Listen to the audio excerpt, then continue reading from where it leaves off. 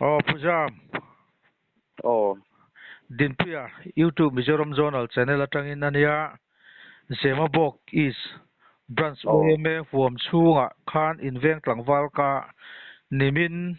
Nisom ni Paruk Thotan ni Lama Khan Tuirin ni Van Duena Tokin Acheswala Aboral Lau Mai Ti Thu te social media sang sang atangin kalau mua kami chung oh, chang khan han kom chian che kan han du ania ta chuan oh, hun tha tak mai min pe thei do ni te point kan sia ama sai lo mm, thu kan soi ma sa ani oh, kan lo sia danin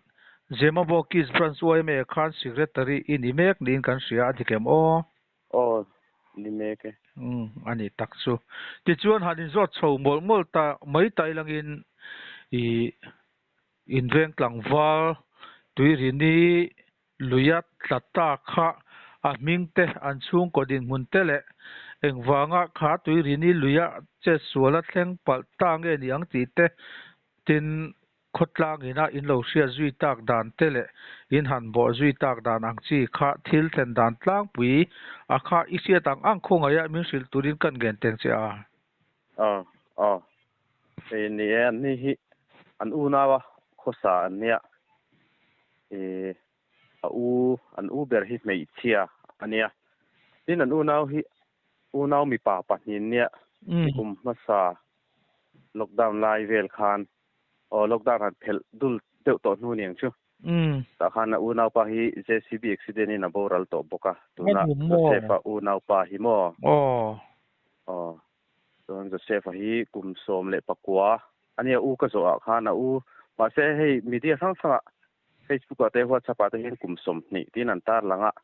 a u ka zo kha chuan kum som pakwa tin min hrila mo so chuan dit mun ani a so in Zembok is hian anom na hi alarai lu tuk lova timayang kumli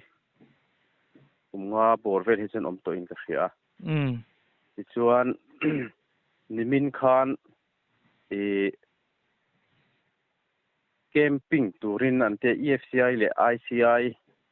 tangkop deu nan siamani mera ka thiang thi lo helai tak hi chu ti chuanin an kal tur po kan branch OB te pon an muwa amaro chu an biak sui lem lo awang khanin an chuak mai don aniang lui kal mai turan ni ringin ma ngai than no na khan nei lem lo wani chuanin akal puite jinga mi ni zana kan in biak na chuanin a thleng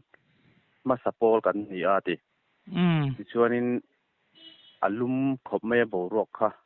in che dai turin a thian pa kha soma chuanin midang po khanan lo khap pa kalma sa tlewa rol u deu ten yang sumo chuana ni kha chu zuklut mana chuan a te boi ta sui khani oma ani mo chuan a thian pa khanin enge mo chen kha chu u mani oma se ti thei om lo tuya chak khop mai an tia chuan awang chuan ti thei khan nei lova ti chuan a tir chuanin helam po mi ron hriat tir mai lova chu khilai muna a thleng ma sa te khan an thei to pidan boi puan zong ve ni oma ti chuan engwa chan chin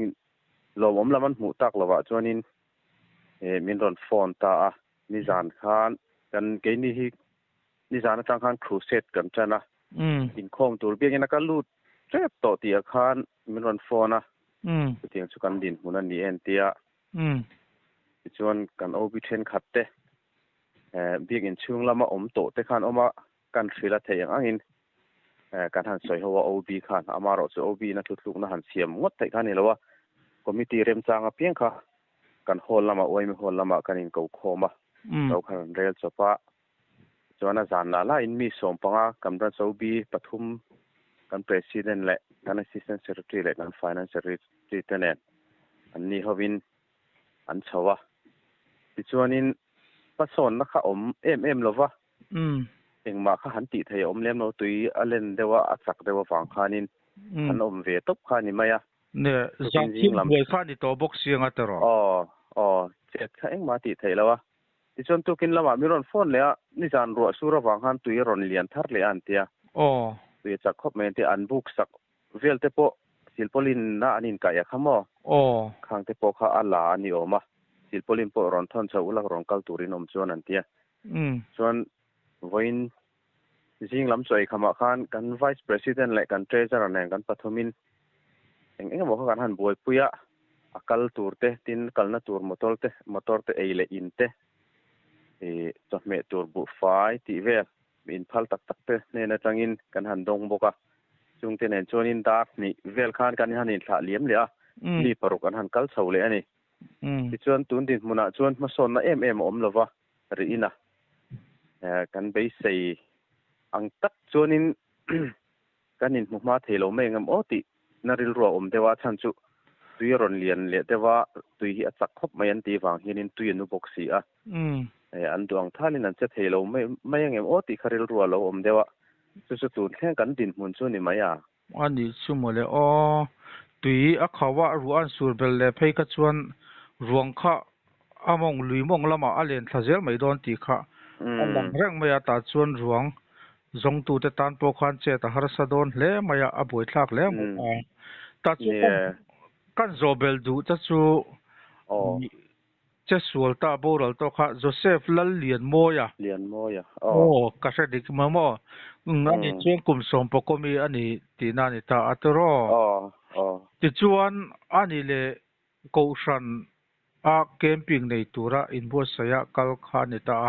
khuti lai tui ri ni kama khon camping na mun tu rem chang kha a om deuh reng nge ni a bu kan sa chop nge ni ti lai kha a soi fia the mi se chiang em ka khet chiang lu tuk lawa ma ro chu social media pakhata ka mu Facebook lama ni ka sia ni WhatsApp group a ka thiang ka thia lawa khatan ron soidan kha chuanin bu khanin sak chopani oma ama ni tang to in buk te han lo han sa ni in soi oma mo camping na turatan a khan mo camping na turatan munzol ve deuh khi oma khilaya khianin an tia chunga chuan buk ten han sa chopa khatianga han kalan niatin ko ran hoina an siam chuni thawa ma ro chu an ma ni ko ran tak phei chuni lawa khata khanin han telve ani deuh ber chu ani chu ani le ti chuan kami aboral ta Joseph kha an chung ko kha nu le pa ho wala ko sange nia una wa ko sale una wa ko san nia anu le pa te hi apa hi chu boral to a anu chanchin hi chu kan thui lu tuk lawa tin kala zot lem lo boka anu pa ber ki mi po hi mo tuna ri chuan an unaw pinan kho sa ani hi anin nga na deuh berania chu an unaw pa boral ta da vi ta kha anin nga na ber thina nia JCB operator ania aboral ta chuan an mi pa nei chun Joseph hi tuna na an thok theya nin nga chona ve berani lai mekin ting hi van doina hian tok ta chu ni apoi hle mai tu lain chiat to na chi sang sang atam hle mai a bikin kun nai chho te a phei hi chuan luia kal ho tlata boral ta hi an tam hle mai kha nimin lo ka po khan tuitla ruang kha an han mu zo choba ti hian inveng tlangwal kha atla e ti thom kha social media te kan han sa zui le a poi mai tiang til a thleng jing lu tuk mai hi heta hian ni te po confirm khut thiam a poi mo hlein kan se dewa chu lai te chu kan in kom na la ya a poi mo ema kan se ta wang kan zep tel ram duwa ta chuan kan zo du le ta chu I tlangwal se fakha nimin thotani dar engzat borvel anga nge niang khatia luya ache sola antlak ta ka kha dar khat vel khan ti mo akal pu te ne na kan india khanin dar khat vel khan ania chona chet boitir a chet so tira tang khanin akal pu te khan an jong deuh ngala ami be nong khan oi me lam ni ron punta ani ome ani taksu ti chon ruwa asur zui ta boxia zon harsa in che ta harsa le maidon ti kha langreng maya amaro chu oi me nula tlangwal rolten thei to pen han chu anga a ruang chu in lama thlen thei ngei turin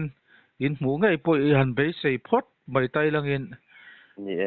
ti chuan ani le zema bok khotlangin eng tiangin nge malak zui in tumzel dana kha mizo danin nisari aral ma chuan han zon zel phota kha ti kha in program ani nge tin nge khatila o manai chem da na ne mi zo dan a kanin zon chung hi chu a bak pon ni nga kan la in mu lo ti chuan khami bak ani sari ano poin ha in zon kha chu kan mu mai chuan in kan ti photanga tin kan central uai me lam foi tu te po kan han be ko pa disaster lam voina anin tir chho nin kan hria sai rang lam tui thiam te ne tiang chuan in ma min han lak chho pui lo mong khop mai a tin hemi ani sari chung nga mizo dana kanin mu lo chuanin ale pekpo hi uai me chuanin ro man na chun nei kan nei in karinga amaro chu kan na soi ho chi lawa kan chu kan uai me mem ba te ni wan kan thla tham ngot thelo kan veng mi le san ni wangin tiang kha chu ril ruwa chuan alo om deuh ani chu ani le voin lama ruang a hmuna zuk zong tu te ti tai langin khami ri ni lui a hmun nge zuk zong tu te ne khan in be pop theyam be pop theye signal khi thalut tuk lo in biak hi a harang renga anin phone tlang chuna po hianin tong hi a top deuh chut chut zela a biak hi chu kanin be thei thawa mara chu duang takin thile ro chu kanin khil lei thei lo ani ani tak chu ole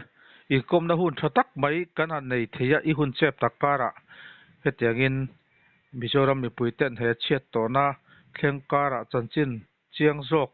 kim chang zok te kan hriat theina tura ta na hun thatak min pe hi lom thu kan soi du a top nan hetia inveng chungina chiatin han to ta ka hian engamo han soi du te in em le ne hei soi tura tam khop maya chiat han to ta ka chuan mizo ni hi alo nuam khop maya mi an lo felin an tlom ngai em a